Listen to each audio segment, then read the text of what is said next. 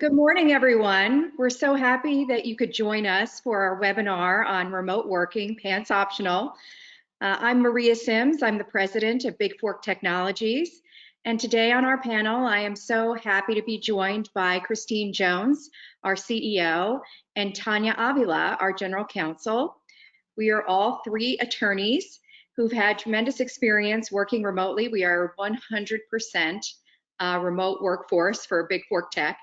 So I hope today we will be able to impart some of our wisdom, our strategies that have worked over the years. We have the good fortune during this very difficult and challenging time, at least the silver lining is that we ourselves have been remote working for quite a while. And we hope today to share some of those ideas with you. Just a little bit about what Big Fork Technologies does. We are in the business of legal operations software, and so we help businesses save money and time and reduce their risk by automating a lot of those manual processes that take so much time out of your day. So our clients have really benefited from that, and that really connects well with remote working. So we hope to share some of our strategies, and I'd like to let Christine and Tanya introduce themselves, and then we can get started. Oh, and I'm in Arizona. We are all in different states right now, so I'm starting this from Arizona. And thank you all for joining across the country today. Thanks, Maria. I'm Christine Jones. I'm the founder and CEO of Big Fork, and I'm coming to you from California. And we are just delighted to have you here. Hopefully today you'll learn some things that are not so common among the advice that you get from working from home. We know that this is a new frontier for people, so hopefully we can share some of our tricks and trades with you. My background is as a CPA and a lawyer. I was at a tiny little internet startup company with a crazy name, GoDaddy, back in 2001, and we grew that company over about a decade to around 4,000 employees before we sold a controlling interest. But one of the things that we learned there is that having the ability to enable working from home, and then in our own technology experience here at Big Fork, enabling people to work from home, has not only maintained productivity, but we've actually enhanced it. So again, as Maria said, thanks for joining us from all over the country, and in some cases in other countries. And we look forward to talking to you guys today. Thank you. And I'm Tanya Avila. I am General Counsel for Big Fork Technologies. I've worked with Christine for off and on way too many years to count because we don't like to admit how old we are. Started back when GoDaddy was a little teeny tiny company and had to quit because we didn't have everything set up for remote working when I moved to Austin. Thankfully, we reconnected, and now we've got Big Fork, and we are now a 100% remote company. So hopefully you'll be able to learn from some of those lessons and be able to accomplish some things during this crazy time we have. Great, thank you, Christine and Tanya. So I'd like to begin by sharing the headline from Time Magazine recently that called the coronavirus outbreak the world's largest work from home experiment. And that's true for many folks who did not have a remote workforce, and people are not only challenged by how to set up a remote workforce, but also how to manage your team once you get set up. And I think that a few of the things that we're going to touch on involve all of those areas. And before we get to that, though, I think that we need to take a look back. We need to assess where we are today based on where we're coming from, and that way we can pave the path for the road ahead. Some of the challenges with this experiment are: how do you overcome supervising a team in different locations and in different time zones? Even setting up this webinar today was the challenge. I received emails from folks from the East Coast saying, was it Mountain Standard Time? What's MDT? What's Pacific Time? And with daylight savings time, how do you account for all of that? Again, logistics are a very important part, but also trust is also very important, and you have to open the lines of communications, especially when you're working with a remote team. So we're going to talk about that, how to establish some routines, and how do you make your remote workers still feel a part of your company's mission. Along the way, we're going to share our strategies on what's worked for us over the years. I think between the three of us, I think we have over probably 70 years of experience in business and law, and we know how to overcome some of those obstacles. Then we'll share that with you today, especially when everyone's home now. It's not just you can set up an office in one part of your home and you're not going to be disturbed by the kids, because now in this trying times, everybody's home. So how do you overcome that? And we'll even talk a little bit about that in the road ahead. And as I said, if we are going to look at the road ahead, we have to look a little bit at the road behind us, but not too far.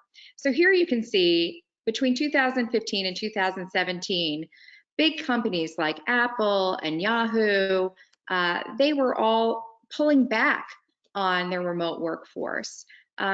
Even though the Gallup polls showed that 43% of employees wanted to work remotely as of 2016, and it was up 39% just from 2012.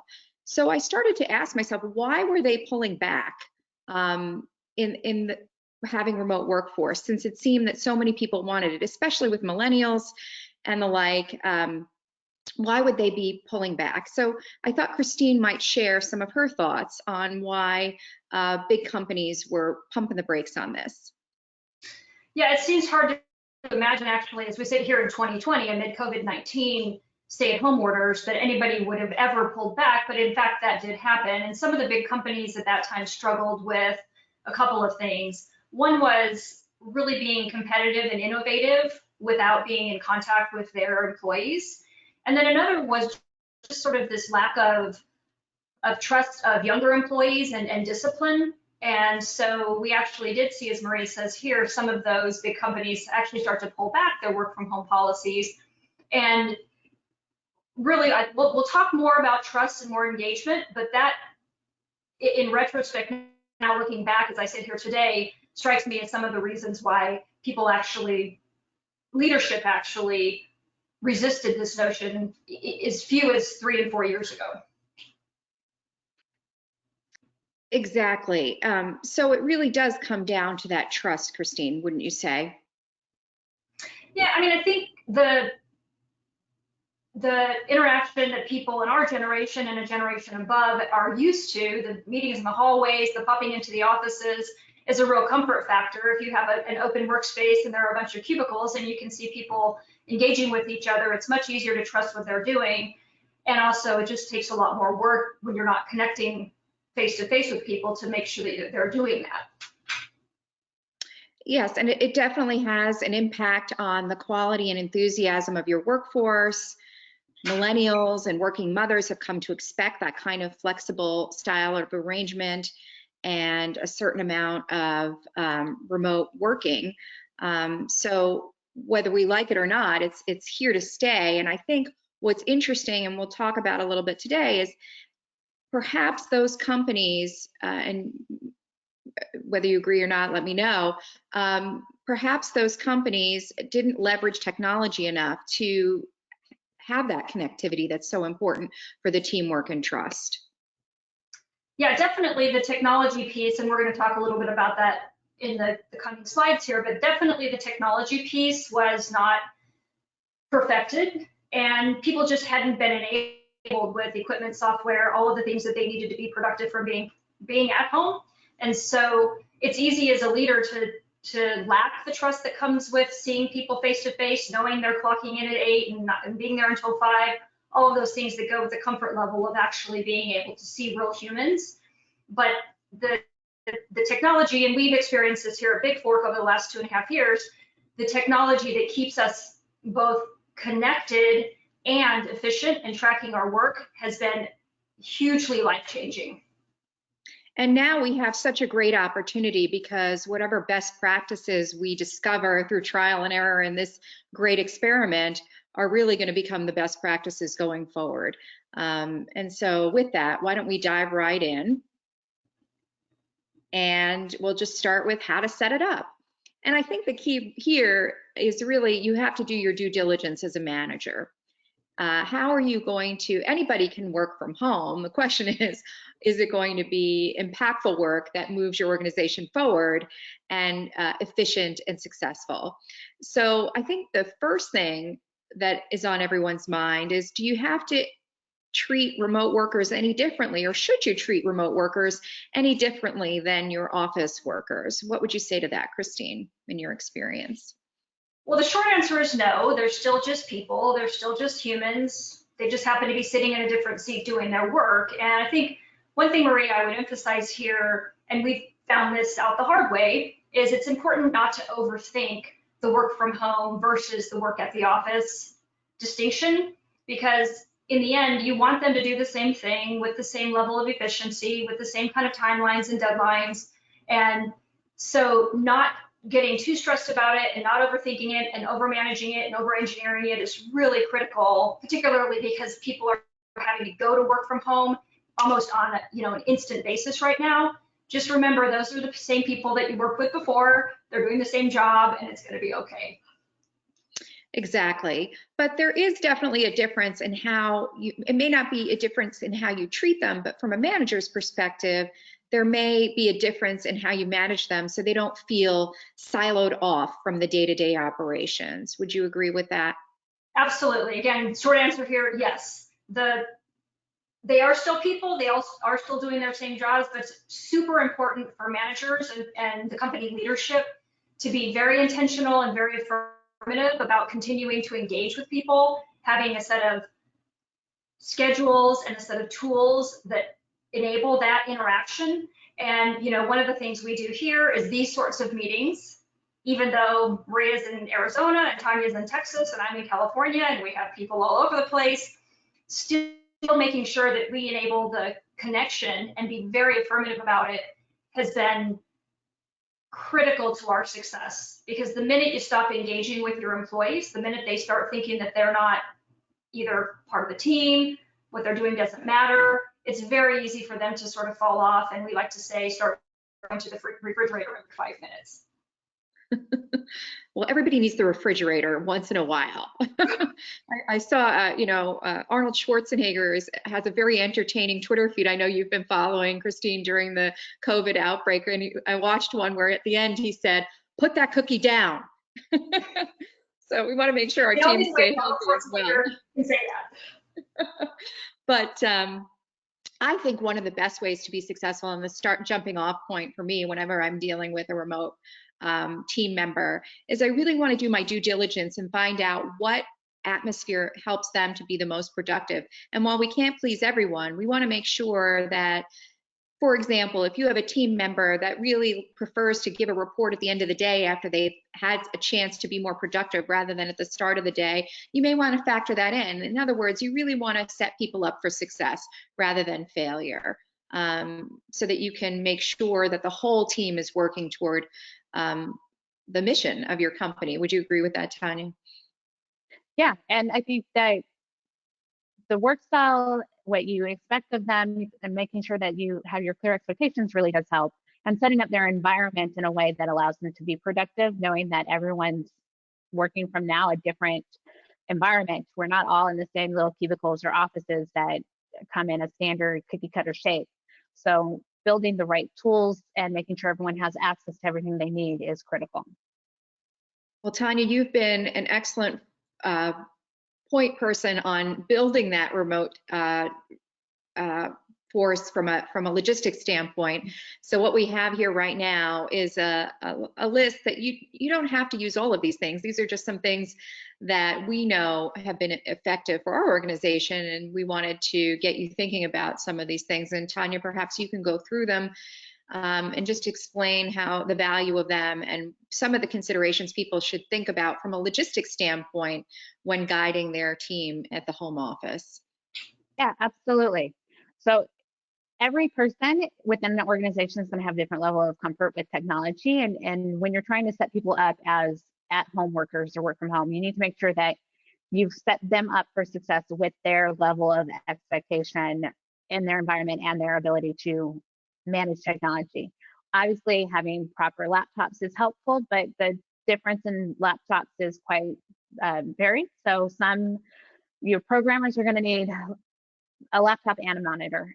Your salespeople are going to need small, lightweight laptops that they can take to customer offices. Your general office workers, accounting team is going to need a mid-sized laptop that can have a mid-sized screen or have multiple screens to associate with them. As far as things like headsets, you can see I have noise canceling headsets on because I work from home in an environment with 3 very loud, noisy boys who like to interrupt quite often. And without this, you'd be hearing them fighting in the background and not hearing what I'm saying.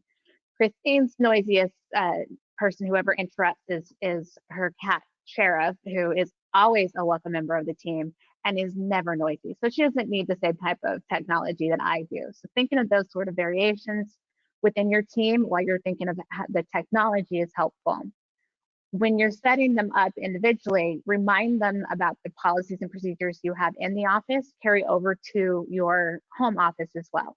If you've got a clean desk policy at the office, you should have a clean desk policy at home. And that means that you should be able to take all your work and put it away so that the people who are coming over for happy hour or the kids who are using your computer for Google Classrooms are not accidentally sharing next month's forecast or something that's confidential. And also keep in mind things like we've all heard the stories. In fact, my husband has a wonderful one where he said something about wake me up. Alexa set a crazy alarm clock at 3:30 in the morning to wake him up with a very weird comedy skit alarm clock that sounded like people were trying to break into our house at 3:30 in the morning. He didn't mean to ask Alexa, but Alexa's always listening. So to the extent that you are having conversations and confidential matters, keep in mind that your home environment might not be set up for the security with the same security detail that your office is, and share the information on how to secure your Wi-Fi, on how to set up an office space that is free from listening technology and things of that nature with your teammates and your employees who may be a little bit less tech savvy and may not realize how easy it is for someone to drive down their street and connect to their laptop through their printer. So I would just make sure that they have the security protocols and how to enlist them in place. Yeah, one thing I would add here, Maria, and this obviously applies both to the COVID work from home urgency as well as longer term, because it strikes us that once people get used to this working from home thing, it's not going away. And so we probably will see more in the future, not less. But another thing is, and it says here on the slide, make sure people have a dedicated workspace, make sure they have structure to their day, but also understand that different people have different technology skills, as Tanya started with. And, I'll just give you an anecdote. We have a guy who's been in the workforce for around 50 years, and he doesn't print. He doesn't even do email. I think his assistant prints the email, he writes out a response, and she types back the response. So, he was trying to get a document printed in the finance context, and so his assistant literally had to print to a remote printer, go pick it up, have a messenger deliver it to him. He hand wrote out the response, messenger it back, and then she typed the response back. So obviously we have to accommodate all of the spectrum. If you have a bunch of millennials on your team and they already are all set up to do this and it's just sort of second nature to them, wonderful. But if you don't, make sure that you're giving people the tools that they can actually use, that are actually productive for them.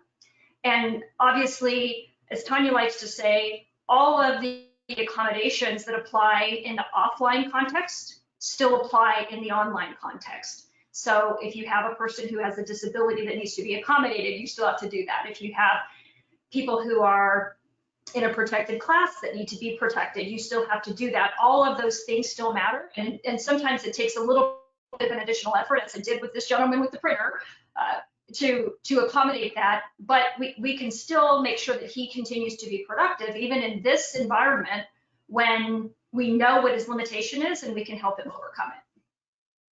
Absolutely. Very, very important. And I just wanted to also add on the encouraging the team to set up a separate space.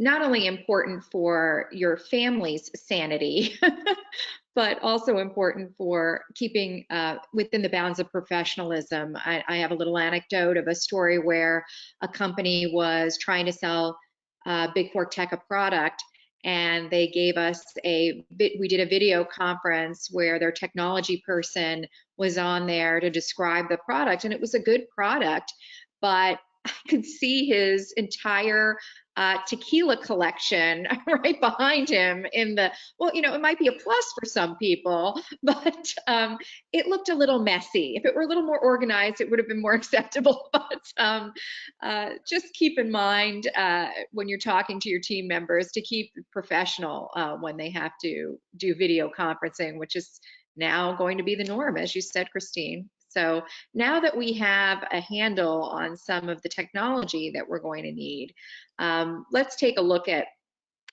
some of the other topics that are important. So that really comes down to managing your remote team. You know, half of employees in the regular workforce report that they don't know what's expected of them at work. And you can only imagine what falls through the cracks when now the team is scattered and they're all working remotely. So everyone has a different idea of what is expected of them. And so today we really need to talk about these three big topic areas, and that's setting clear expectations, creating predictability, which, you know, we talk a lot about FaceTime and making sure that you're checking in, but I think predictability may be even more important than frequency. And then, of course, being accessible, because I think all of these things, especially being accessible, but all three together, build that trust that we were talking about at the beginning that's so important for remote working to be successful. So with that said, I think let's talk a little bit about predictability. Christine, do you want to talk about, share your impressions of the importance of predictability, since you touched on earlier that we at Big Fork Tech, we have our regular meetings and that sort of thing. And I just wanted you to share with folks your impressions of how that's working and why it's working. Yeah, I think we have to break this again into two buckets. One is the COVID bucket and one is the future bucket. So this is particularly important at the beginning, as you may have just transitioned to work from home for the very first time. It's really important to be clear and set the expectations and be accessible at the beginning. And you know, new things always have a little shine and a little excitement, and people may be really into it at the beginning. Helping them understand what you expect and that they're going to continue to be accountable is super important. And we've been very intentional with our workforce to say, look, we've been working from home, but we understand your life has changed. If you have small children, you probably have to provide care. If you have school-age children, you may have to be engaged in distance learning. We understand your kid might make a cameo appearance in a video, right? Your cat might come and greet the audience. But also, sometimes the schedule that you had before doesn't work. You may need to do stuff before your kids get up in the morning or after your kids go to bed at night. You may have elderly parents you have to care for and take a break in between. If you acknowledge that very intentionally, and we do it at least once a week to our team to say, just a reminder, we understand your life is changing here. We found that that really helps people sort of let the stress out, and that if they know we're checking in every Monday morning, or we're checking in Monday, Wednesday, and Friday, whatever the thing is, that's very helpful. But the accountability piece that Maria talks about is also equally as important, that just because your kid is engaged in distance learning and you may not be able to work at exactly the same time, we still have to have a set of expectations and a set of metrics against which your performance is measured, and then actually use those metrics, right? Because the uncertainty of everybody right now worried about, am I going to have a job tomorrow, makes this even more important. Absolutely. That was very well said. So clear lines of project accountability are probably the most important, because when you're remote, it's probably very easy to say, oh, I didn't get that message, or something fell through the cracks.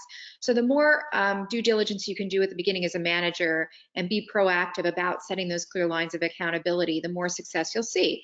If X, you set out X is the work you should do, Y is the quality or standard that we expect, and Z is the deadline.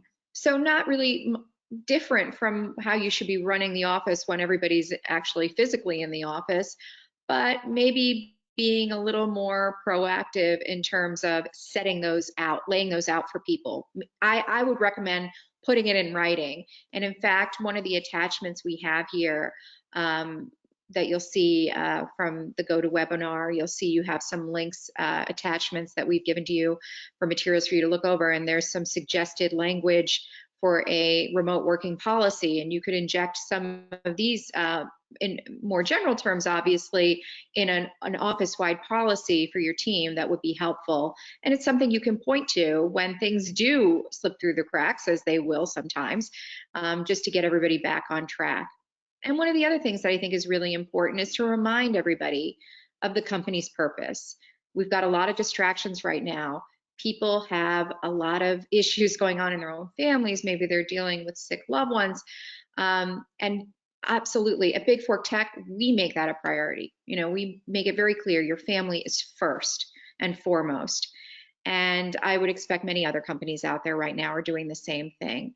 Just as you're emphasizing that, you should remind everyone about what the company's purpose is. Like, we'll keep our clients engaged by doing X.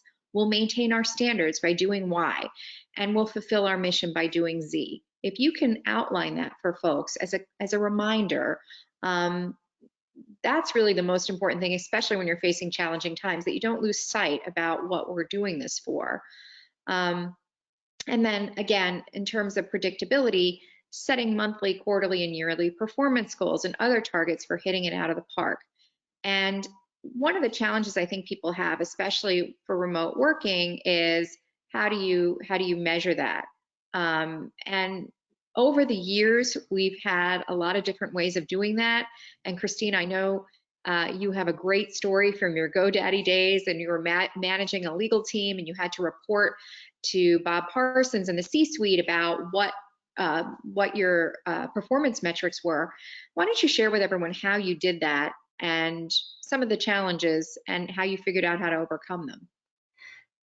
Yeah, thanks, Maria. The harkening back to the GoDaddy days, the trying to manage timelines and projects, whether it was litigation, intellectual property, employment matters, all of those things on a spreadsheet actually kind of gives me a little bit of a hot flash, because it was so inefficient and so cumbersome, and things can drop through the cracks that, you know, I actually don't really even like to think back on it. But that's what we did, because that's what everybody was doing, because there weren't really the good tools that there are now. And we have the great good fortune to be able to use our own tool here. And obviously we didn't come really to specifically talk about that, but that's one way that we can help. We've helped ourselves, let me say, move from the cumbersome, disorganized nature of spreadsheets to something that was really designed for that, and helps for people to, from all different places, to collaborate together in one central spot. It's been life-changing. And you know, I saw one, to your point about setting those targets, Maria, I saw one of our customers, which is a nonprofit, and the nonprofits are really struggling right now because people don't have jobs, they can't contribute to nonprofits, you know, they can't even buy food, okay? Their quarterly goals that they set out were, in the second quarter, we're gonna survive. In the third quarter, we're gonna revive. And in the fourth quarter, we're gonna thrive. And they've sort of rallied their whole employee force around that. They do a weekly all hands call, you know, people from all over the place, and they sort of have a rallying cry, right? The second quarter is our time to survive. And I thought that that was a great way to sort of state those, to Maria's point about actually putting those things in writing and helping your employees feel like they're part of achieving that overall goal, and that you acknowledge specifically as leaders that you know this is a hard time and we're all in this together. Great. So we have some questions coming in, and please feel free to ask some questions. So we're here to answer your questions as well. So I have a question in here that says, so if you want to get away from spreadsheets, how can you track the work? I have a hard time knowing exactly where the roadblocks are and how I can help avoid them, especially when my team is not in the office. So I think you may have covered some of that, Christine. But if you want to add anything to help guide our listener. Well, again, we know that there are lots of tools out there, and presumably most of the audience today comes from the in-house legal community. We understand there are some people from other contexts as well, but it all sort of is the same thing, right? All the departments are responsible for managing their costs and reducing risk and showing their productivity and their value to the company and things like that. Lots of products out there for contract management, for customer relationships, for project management, all of those sorts of things. We obviously use our own product because that's what we do. But one of the ways that we've been able to shift by bringing all those things together has really enabled that productivity and that accountability and transparency, but also the efficiency that comes with getting rid of the spreadsheets, right? To the listener's specific question. Thank you. So I'm reminded, and I meant to, I didn't want to interrupt you, but I wanted to exclaim, wow, when you gave your story of the employee who doesn't email or who doesn't know how to print, and not that we're really printing that much anymore. So maybe he skipped that step. Well, but he's email, just not himself. So it occurred to me, it reminded me of a study that was done by McKinsey that says employees lose 9.5 hours and more each week searching through emails, looking for documents, recreating documents that they can't find. And I have to imagine that that challenge is even more acute when folks aren't in the office. So that sort of brings us to the tool that you mentioned that we use at Big Fork, but as you said, it's just what we use. I think that it's very helpful to show some of the things folks can think about when they're planning how they're going to keep track of their work, how they're going to collaborate. So I did want to put up some of the slides to show the fixes that we have at Big Fork. Not to say there aren't other options out there. We know there are a lot of other options. You don't have to go this big. Sometimes you don't need all of this, but we wanted to at least show a few things to get people thinking about how they can create that efficiency that is so important, and how they can track the work when people aren't in the office. So Tanya, here are some examples. I thought maybe you might be able to explain to our participants just what it is, what they are, and what we could do. Yeah, so when we built Allo, we built it because Christine and I had a lot of headaches with the way we were trying to manage work at GoDaddy at a rapidly growing company. And since leaving GoDaddy, I had the same headaches over and over again at every business that we were ever at, that I was ever at, in every industry. And there seemed to be some common things that helped me manage the work no matter where it was at. So while in Allo we pull them all together, you don't need Allo to do each of these things. You just should be doing each of these things. So generally, you want to be able to track the work that your team is doing in a way that doesn't require them to, as I used to have to do with Christine, go through my emails every Friday to enter into a spreadsheet all of the work I did, the expected amount of time I did, and which team I was working for, so that she can spend her weekend putting together all of our individual Excel spreadsheets to create the reports for the management team at the time. There are easier ways of doing that by using That things sounds like by the way, that sounds like a lot more than 9.5 hours. It was at least 9 hours per person at that per point. person. Yeah, that's right. That's right. So if you think about every single lawyer on my team, which had grown by that time to over 100 people, that's a lot of hours that we wasted by actually having each person submit a report to their manager submitted it to their VP level person, their VP level person submitted it to me. I mean, it was an enormous time suck and a huge waste of time, whether they were working remotely or in the office. It wasted a lot of time. Yeah. So to resolve that, instead of having everything managed through email, it's easier to have all the work managed through a centralized location, like a project management tool or a contract management tool, so that you're not having your employees go through their emails to try to create that list on a weekly basis. It also allows you to have the real-time updates. So instead of whether you're using a SharePoint or you're using a contract management system or you're using Allo, having the real-time updates as the work is happening, so that I can go in, whether I'm logging in at 4 o'clock in the morning when I wake up or at 10 o'clock before I go to bed. I can see what my team has done while I was away. That is very helpful in keeping track on the progress they're making on the issues that they're dealing with. Being able to see visual reporting, like the pie chart that you see, we have one that I do on where the work is coming from, which teams are sending me the most work. And that's really helpful to be able to train not just your employees on how to give better service and how to be better responsive, but also head off any issues that may come up with, you know, the salesperson who wants to claim that the sales agreement was sitting in legal for the last 3 weeks when they really just sent it to you yesterday and it's been sitting with the customer for the last 3 weeks. So being able to have that, it never happens. I have not had that conversation with you yesterday. It is definitely helpful to be able to show where the work's at and when it got there and from where it's coming. And that helps you manage the expectations around your team, what they're being expected to do. Having the visual work, if you see on the slide here, right here, we've got our project board where we can see which work is in different statuses. Being able to separate your work by status also helps you see where your bottlenecks are. You know, I had one company. I think we have a closer look at that on the next slide, maybe. Oh, yes, we do. Okay.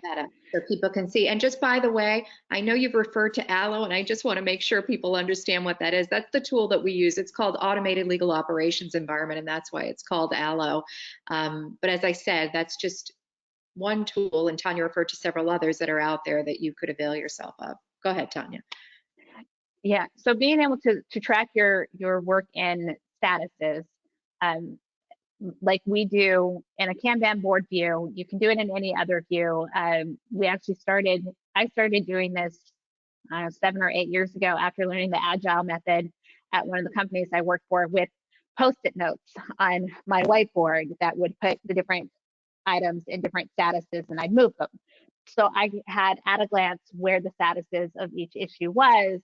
And that way, when someone said, why is everything taking so long? I could just look and say, you know, in that particular company, I had a problem with execution. I had a problem getting approvals and signatures on things because those people who needed to approve and sign were out of the office. It wasn't my team's problem, but my team was taking the slack for it. So knowing that that's the issue, it helped me protect my team, but it also highlighted when I had, because I'm a little bit OCD, I color coded my, no, I'm not.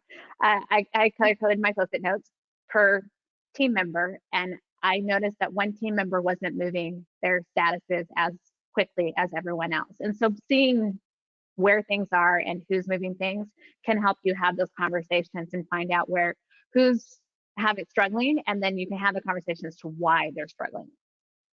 And the nice thing about this is that you can have multiple managers looking at this. You can have multiple sets of eyes looking at this to see, even if you were out of the office, Tanya, I could go and look at this and see exactly where something was. Now with, so much transition going on across the country in the workforce, that's a really nice plus.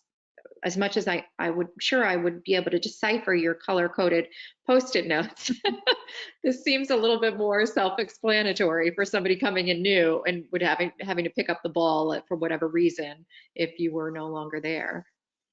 Yeah, I always try to make sure, and my mantra is always, I may win the lottery someday, and if I do, I'm not coming back. So you should always make sure that all of your team lives by the same mantra, and you can pick up any of the work that they're doing if they decide to fly off to Fiji tomorrow or whenever the flights open again. Oh, I see I have some questions for you, Tanya. So here's one I've got. How do you ensure fairness when working with a remote team? How do you know one person is doing most of the work while others are slowing down? And how do you avoid missing deadlines for contract renewals or hearings? So that's a whole bunch of stuff. So we can take it piece by piece if you like. Yeah, absolutely. I think these are the same questions you have when people are in the office. And that's one of the reasons why when we made the transition from having an office to being a 100% remote work team, it was a challenge initially because people don't typically manage by productivity, they manage by who's there. And I know from being an individual contributor, there's always the one guy who sits in the office from 7 a.m. till 9 p.m., but half the time he's on ESPN. We won't mention his name, but Christine knows what I'm talking about. And then there are other people who seem to get in at 8:30 and leave at 4:30 and seem like they're not really working, but they're actually some of the most productive people because they don't look up from their desk while they're there. And you can't really manage by who's doing what when. You really have to manage by the output, and making sure that everyone is producing a similar amount of output. One of the ways we do that, I think we have a slide in here, maybe. Oh, yes. Oh, yeah. Okay. Yeah. So one of the ways we do that is through work points. We create weighted values to the work that is assigned to each team member. So in the legal context, an NDA is an easy thing. In fact, we have it completely automated, so it's a 0. But if you had someone actually managing NDAs, they would be a work point of, say, 1. Whereas a deal transaction requires a lot of extra steps and a lot of extra work, so that would have a work point of 10. That way, you can see not just how many issues someone is finishing, but what's the complexity and the actual effort they're working on.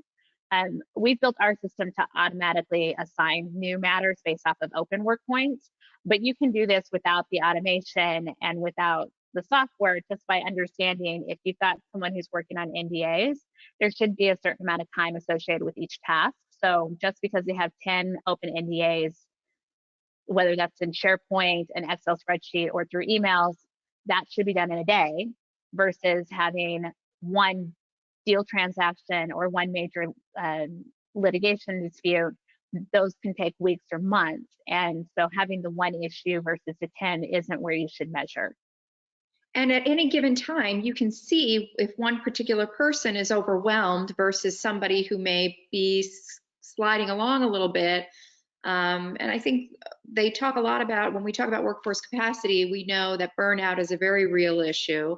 And you want to make sure that your work is spread out evenly and fairly among the organization. And you can lose sight of that when you don't see your team every day. And you can't go down the hall and say, hey, Joe, how's the work going today? Are you overwhelmed? Or you just can't, you don't have that sense. You can't intuit it from seeing everybody every day. So this might be a really good way, some sort of system, not necessarily, it doesn't have to be this, as we've said, but some system where you're tracking your the weights of the work, or give some weighted value to the work, correct?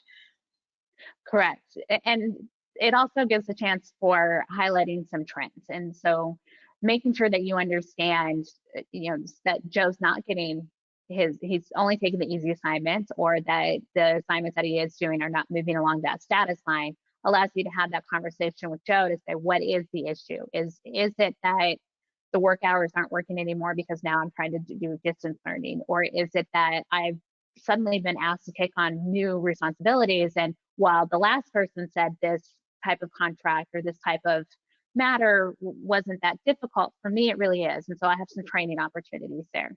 So I think, and from an HR perspective, it really keeps everyone very honest, right? I mean, it's hard to argue with the statistics that show this is how you're working, this is how the rest of the team is working, and it's hard to argue with that. It does, and it helps that communication. Absolutely. Which I think I see also you have a timeline up there. I just wanted to touch on that. One of the things that I lose sleep on at night is worrying that I'm going to miss a deadline, or a team member is going to miss a deadline, or something's going to fall through the cracks, a renewal of a license or something like that. Very important to try to keep track of this in some systematic way, correct? Yeah, so we do start dates and end dates with our timelines within Allo, but you can do the same thing in a calendar. Just make sure it's a shared calendar so everyone knows when the due dates of certain items are, so that if it's getting close and someone needs help, you can check in on them. The filing is due next week. Do you need any help? Or the patent application response to the office action is due next week.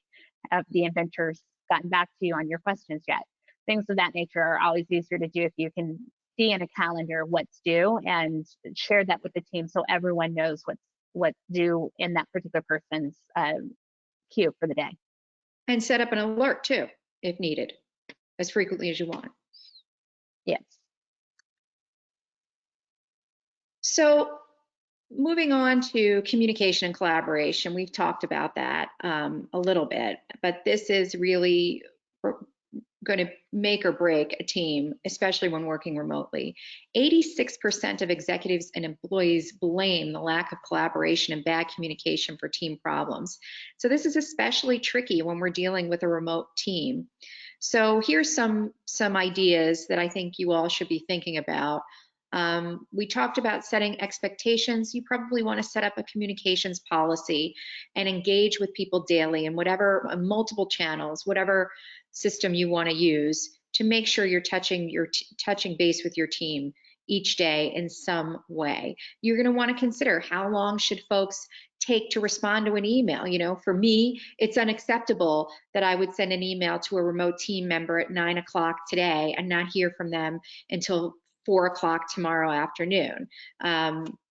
So I would want that in my policy. And you want to communicate productively. Now, we talked about predictability versus frequency the other day. Some people work well with a lot of frequent contact. Other folks want to be left alone and report in. You're going to have to weigh that with each team member and see how people are going to be most productive.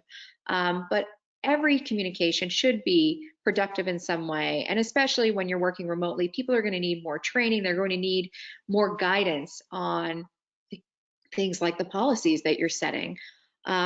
And then another challenge is that I have up there, create uniformity with templates. You want to make sure that your team is all working uniformly as much as possible and has those expectations set that they're going to use the same forms, for example.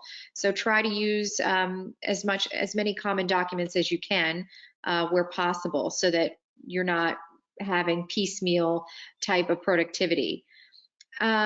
A question that comes up often is how can multiple people work on something together remotely? How we know where one begins and the other leaves off?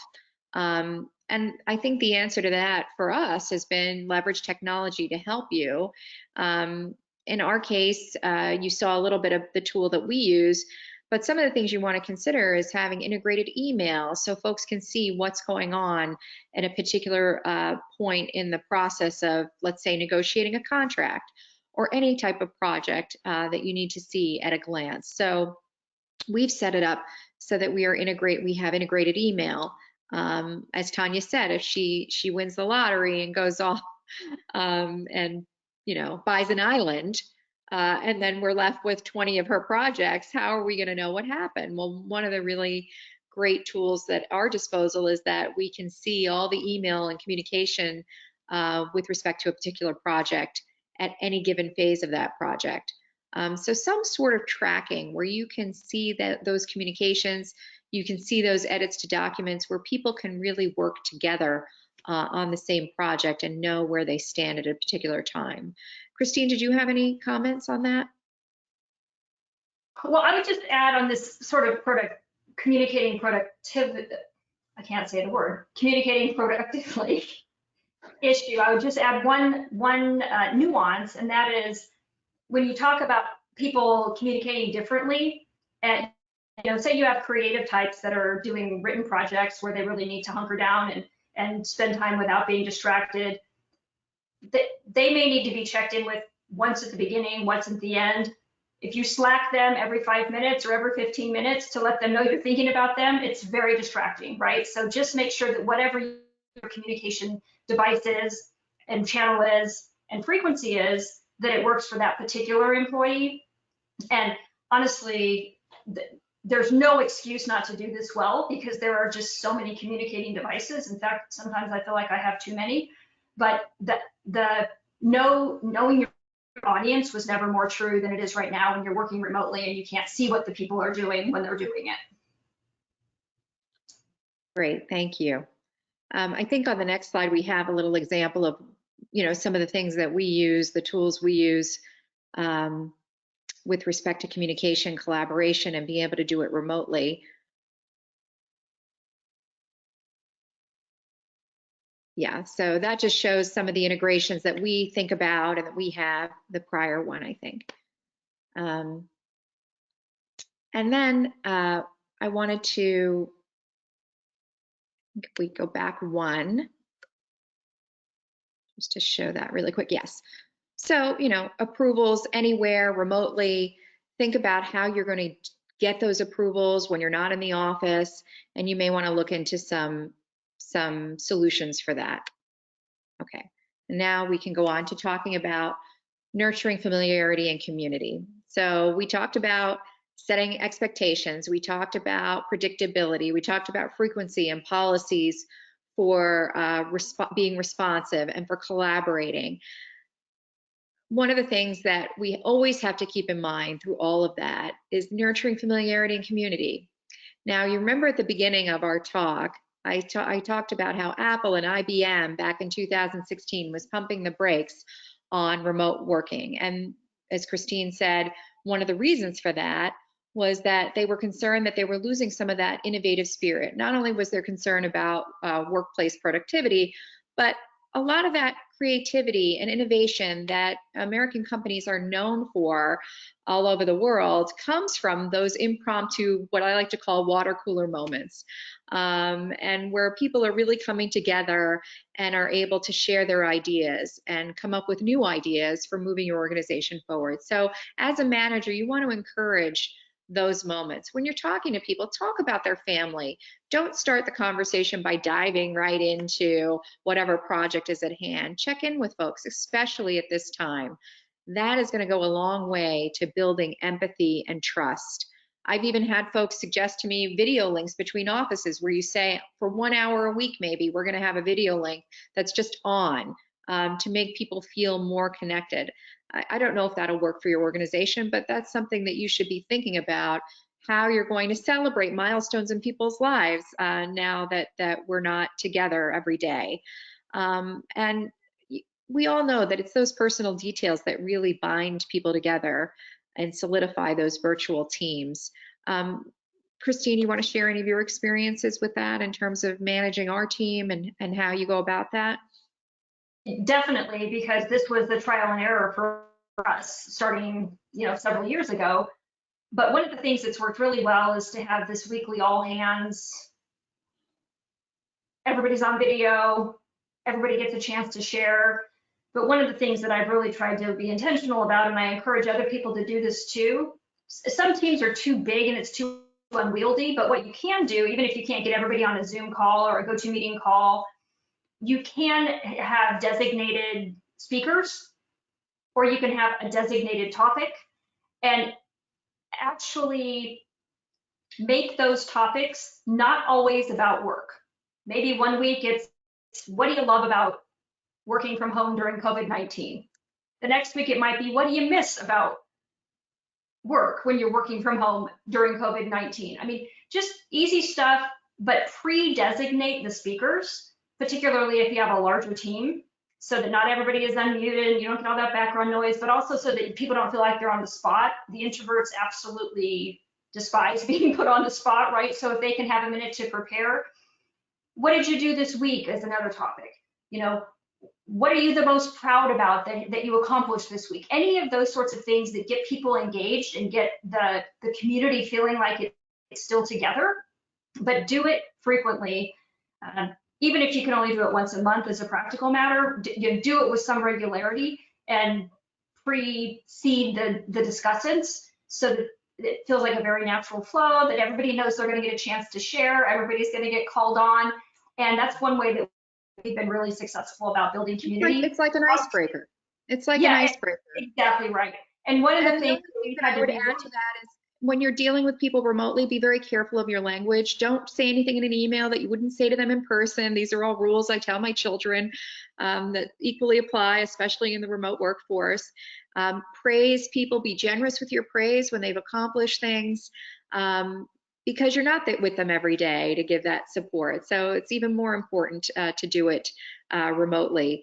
And be careful of your language. And Tanya, I know you have some thoughts as our general counsel. You want to remind everybody about, watching your language and what rules apply.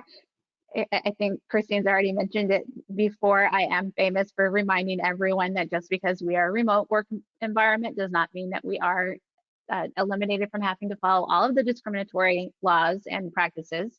And so if you wouldn't say it in the work office, don't say it over Slack.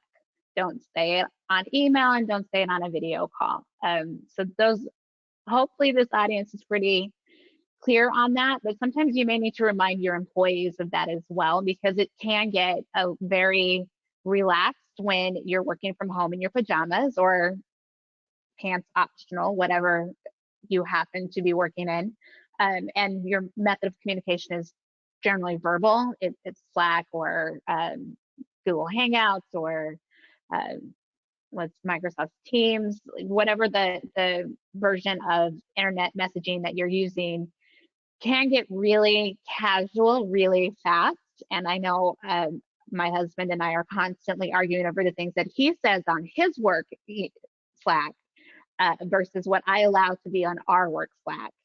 And so just keep in mind that you sometimes have to remind your employees of those higher levels, that this isn't the same thing as playing video games online with your buddies. This is work. Thank you for that reminder. Before we move on, that I would add, just as a practical matter, and this has been something that we've had to sort of iron out the wrinkles. If you have people that are overseas that are going to join any of your communications, don't make the weekly call or the monthly call at a time that's always convenient for you. Sometimes make it so it's not in the middle of the night for your people in Europe or your people in Asia. Just it seems obvious, but it's surprising how helpful that is to make people feel valued and make them feel important and make them feel like they're accomplishing things when you accommodate their schedule as opposed to them always having to accommodate yours. I see that we have just a few minutes left, and I wanted to touch on work-life balance before we go. I will make these slides available to all of our attendees after our talk today. So don't worry if I went too quickly over something. You will have these available for you. So obviously, I mentioned before, I'm a mother of 3. I know Tanya has 3 boys, she mentioned earlier, and I think we're all facing the challenge of working from home with the kids home all the time right now. So in this moment, I would say the most important thing is to set up a schedule, to plan, try to get on a schedule with your partner, if they can watch the kids while you're doing work and you can trade off, and stock up on a lot of activities for your kids, board games, crafts, have them play their instrument. Hopefully they're doing online school, and incorporate exercise in, not only for the kids, but for yourself, because we have to, Arizona just issued a stay-at-home order yesterday, and we all have to release some of this stress. So, your personal well-being is also vital. We could do a whole talk on personal wellness for the remote workforce, and maybe we'll do that in the future. But I was doing online yoga with my girls the other day. So it's great family bonding. And then, of course, set aside the time, put the phone down, put the laptop down at the end of the workday, and really focus on your family. Very important in these difficult times, and practice patience.